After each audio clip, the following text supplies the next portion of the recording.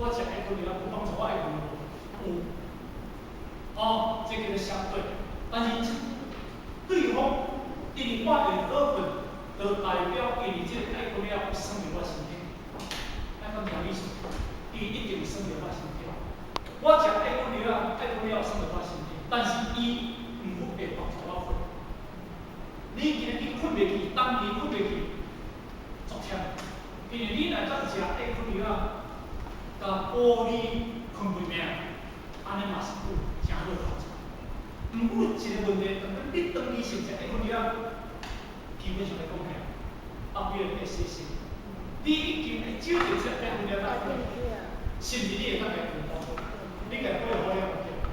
对，你家会理好起来，你家精神好起来，你家己毋免去想东想西，你好变